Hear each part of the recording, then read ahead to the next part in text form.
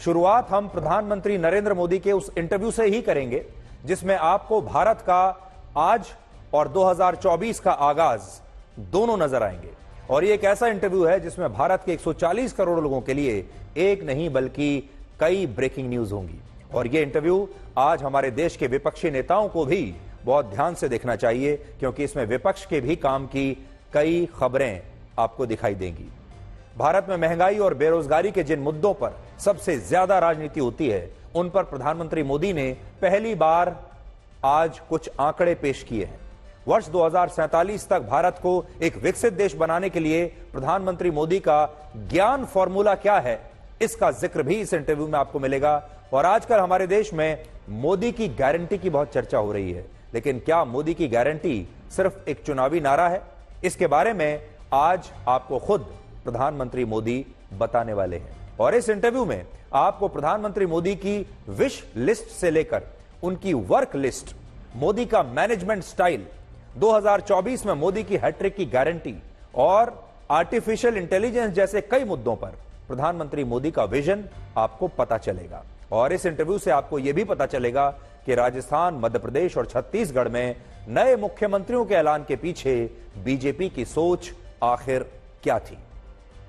अब देखिए कितने सारे सवाल हैं, और ये वो सारे सवाल हैं जो हमारे देश की जनता के मन में, आपके मन में हमेशा से ही रहते हैं। और कुछ ऐसे मुद्दे हैं जो विपक्ष के नेता अक्सर उठाते रहते हैं। ये इंटरव्यू इंडिया टुडे के चेयरपर्सन और editor in chief Arun Puri, vice chairperson Kalli Puri और group editorial director Raj Chengappa ने मिलकर किया है। और प्रधानमंत्री मोदी ने यह इंटरव्यू हमें इंडिया टुडे मैगजीन के लिए दिया है। यानी ये टीवी इंटरव्यू नहीं है, लेकिन इसकी गारंटी हम आपको देते हैं कि ये 2023 का आखिरी इंटरव्यू होने के साथ सबसे बड़ा इंटरव्यू भी साबित होने वाला है, जो वर्ष 2024 में भारत की राजनीति का एजेंडा सेट करेगा। इसलिए अपनी सीट की पेटी बांध लीजिए, सीट बेल्ट्स बांध लीजिए, और अगले 1 घंटे तक आप देखिए कि प्रधानमंत्री मोदी के इन तमाम मुद्दों पर क्या विचार हैं, उनके क्या जवाब हैं।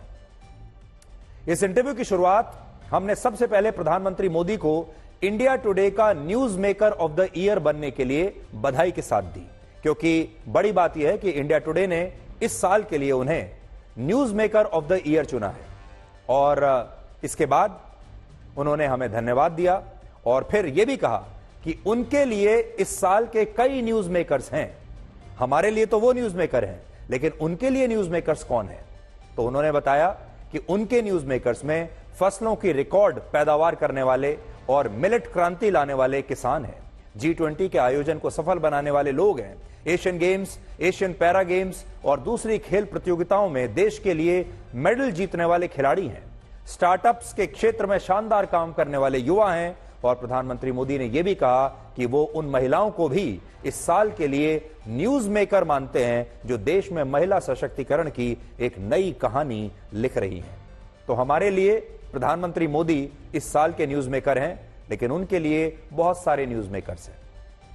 और उन्होंने यह भी कहा कि जो भारत पहले दुनिया में काफी पीछे छूटा हुआ था, वो अब आगे बढ़कर दुनिया का नेतृत्व कर रहा है। और आज के समय को उन्होंने भारत का समय बताया है। और आपने देखा भी होगा, वो अक्सर दुनिया के बड़े बड़े मंचों से ये बात कहते हैं कि ये जो समय है, ये भारत का समय है, ये युग भारत का युग है। हालांकि ये पहली बार नहीं है जब प्रधानमंत्री मोदी इंडिया टुडे के news maker of the year बने हैं।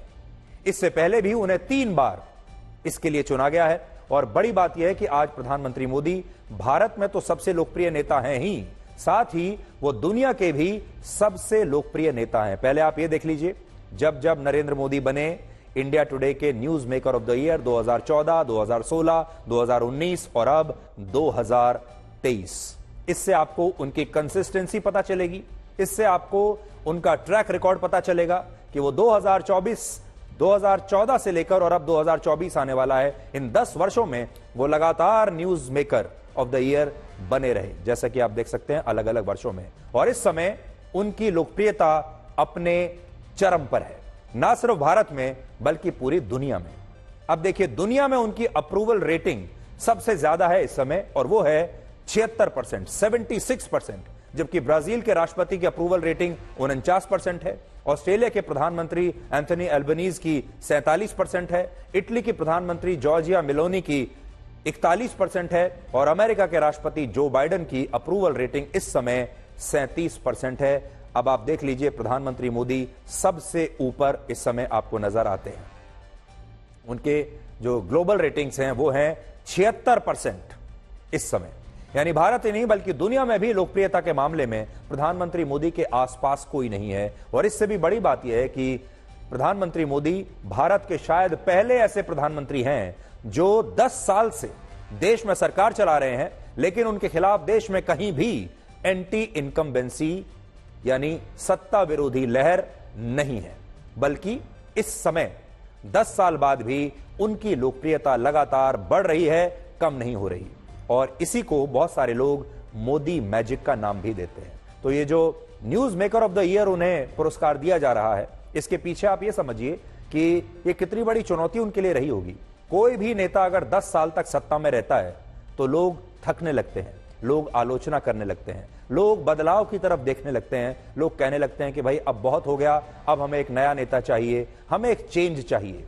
लेकिन प्रधानमंत्री मोदी एक अपवाद है और 10 साल के बाद भी लोगों के अंदर जो उनकी भूख है और जो उनकी लोकप्रियता है वो लगातार बढ़ रही है, कम नहीं हो रही। इस इंटरव्यू में जब हमने प्रधानमंत्री मोदी से पूछा कि वो इस साल की अपनी यात्रा को कैसे देखते हैं, तो उन्होंने हमें कहा कि उनका मूल्यांकन सिर्फ 1 साल के आधार पर करना गलत होगा। उनका ऐसा कहना है कि आज जब वो कोई काम शुरू करते हैं तो ये काम वो नहीं होता जिसे लोग देख रहे होते हैं, जो लोगों को दिखाई देता है। असल में उस काम की अंतिम तस्वीर उससे भी कहीं ज्यादा बड़ी और भव्य होती है, जिसमें वो एक बहुत बड़े कैनवस पर काम करते हैं और एक कलाकार की तरह एक बिंदु से अपने पूरे मिशन की शुरुआत करते हैं। लेकिन जब वो मिशन शुरू होता है तो उसकी अंतिम तस्वीर को कोई देख नहीं सकता और उसके बारे में सिर्फ प्रधानमंत्री मोदी को ही पता होता है। और उन्होंने बहुत सारी बातें आज कही हैं। मैं वो सारी बातें एक एक करके पॉइंटर्स आपके सामने रखूंगा, लेकिन शुरुआत में जो उन्होंने बात कही वो शायद आपको भी बड़ी अच्छी लगेगी। जो कह रहे हैं कि वो एक आर्टिस्ट की तरह काम करते हैं और जब वो किसी प्रोजेक्ट को शुरू करते हैं तो उस प्रोजेक्ट में उनको पता होता है कि ये प्रोजेक्ट का जो एंड गेम है ये कहां जाकर समाप्त होगा, ये कोई और उस समय नहीं देख सकता। और आज इस बात को साबित करने के लिए उन्होंने 2 उदाहरण दिए हैं।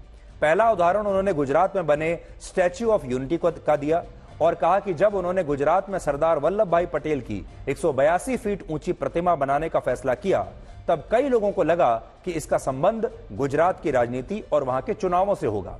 लेकिन आज इस स्टैच्यू ऑफ यूनिटी ने असल में टूरिज्म के पूरे इकोसिस्टम को बदल दिया। और अब पिछले ही दिनों एक नया रिकॉर्ड बना जब एक ही दिन में 80,000 से ज्यादा लोग स्टैच्यू ऑफ यूनिटी को देखने के लिए आ रहे हैं। और वो क्या कहते हैं? वो कहते हैं, जब मैं शुरू करता हूं तो मुझे समापन बिंदु पता होता है, लेकिन मैं शुरुआत में अंतिम मंजिल या ब्लूप्रिंट की घोषणा नहीं करता। इसलिए आज आप जो देख रहे हैं वो नहीं है जिस पर मैंने काम किया है। कहीं ज्यादा बड़ी तस्वीर अंततः आपके सामने आएगी। मैं बड़े कैनवस पर काम करता हूं, एक कलाकार की तरह। मैं एक बिंदु से शुरू करता हूं, पर उस समय अंतिम तस्वीर देखी नहीं जा सकती। तो बहुत सारे लोगों ने जब स्टैच्यू ऑफ लिबर्टी के बारे में, माफ कीजिएगा, स्टैच्यू ऑफ यूनिटी के बारे में बात होती है, तो प्रधानमंत्री मोदी का ऐसा कहना है कि जब उन्होंने यह ऐलान किया कि 182 फुट के स्टैच्यू का निर्माण करेंगे, तो बहुत लोगों को लगा कि इसका संबंध गुजरात विधानसभा की 182 सीटों से है। कुछ तबकों को लगा कि यह चुनाव से पहले एक समुदाय को खुश करने के लिए कहा जा रहा है। लेकिन देखिए किस तरह यह पूरे टूरिज्म इकोसिस्टम के रूप में विकसित हुआ और अब एक दिन में 80,000 लोग इस जगह पर जा रहे हैं। यह एक उदाहरण उन्होंने दिया। दूसरा उदाहरण उन्होंने दिल्ली में बने भारत मंडपम का दिया और कहा कि जब भारत मंडपम का निर्माण हो रहा था तब किसी ने नहीं सोचा था कि यहां G20 का समिट हो सकता है। या शुरुआत में देखिए वो क्या कहते हैं, भारत मंडपम, जब भारत मंडपम का काम शुरू हुआ किसी ने नहीं सोचा कि यहां G20 होगा, लेकिन मैं योजना पूर्वक काम कर रहा था। अगर मैं नई पार्लियामेंट बिल्डिंग या गरीबों के लिए 4 करोड़ घरों की दिशा में काम करता हूं तो यह भी इतनी ही योजना बनाकर और समर्पण के साथ करता हूं। और वो आगे कहते हैं कि लेकिन ऐसा हुआ, ये सारी योजनाएं पूरी हुई, और इससे आप ये समझ सकते हैं कि प्रधानमंत्री मोदी जब किसी चीज को शुरू करते हैं तो उन्हें ही ये पता होता है कि ये चीजें, ये प्रोजेक्ट्स आगे जाकर कहां रुकने वाले हैं, इनका जो एंड गेम है उनका वो क्या होने वाला है। अब कुछ उदाहरण मैं आपको देता हूं। प्रधानमंत्री ने अपनी तरफ से 2 उदाहरण दिए हैं, भारत मंडपम का और स्टैच्यू ऑफ यूनिटी का। लेकिन अगर आप देखेंगे तो प्रधानमंत्री जब कोई एक छोटी सी योजना भी शुरू करते हैं तो लोग शुरुआत में समझ नहीं पाते। लोग सोचते हैं कि ये योजना सिर्फ एक खास काम के लिए है, लेकिन वो योजना आगे चलकर कितनी बड़ी बन जाती है देखिए। उदाहरण के लिए आप प्रधानमंत्री जन धन योजना को याद कीजिए, जिसके तहत देश में आम लोगों के बैंक खाते खोले गए थे। उस समय कई एक्सपर्ट्स ने कहा था कि इससे देश को, गरीबों को कोई लाभ नहीं होने वाला, क्योंकि भारत के आम लोग बैंकों में अपना पैसा रखते ही नहीं।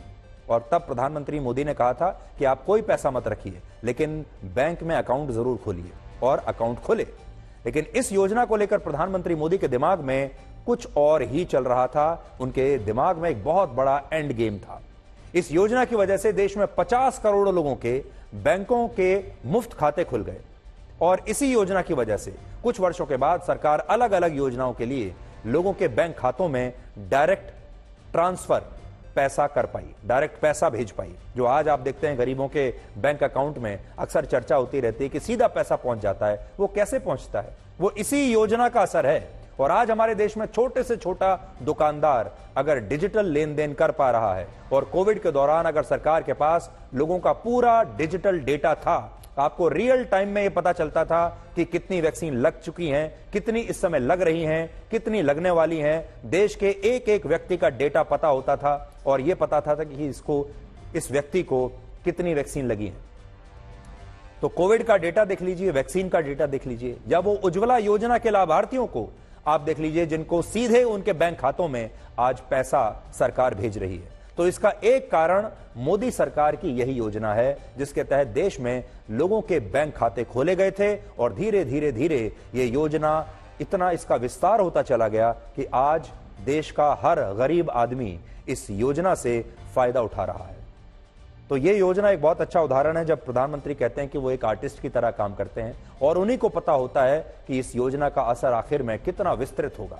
यहां बड़ी बात यह है कि प्रधानमंत्री जब किसी चीज को शुरू करते हैं तो वो उसे आखिर तक छोड़ते नहीं है, और जम्मू कश्मीर से अनुच्छेद 370 का समाप्त होना इसका सबसे बड़ा उदाहरण है। तो इस इंटरव्यू में जो एक बात सामने आई वो है कंसिस्टेंसी। 1990 में जब प्रधानमंत्री मोदी बीजेपी के एक कार्यकर्ता थे, तब उन्होंने अनुच्छेद 370 के खिलाफ श्रीनगर के लाल चौक पर तिरंगा फहराने के लिए यात्रा की थी, और उस समय की तस्वीरें आज आप देख सकते हैं।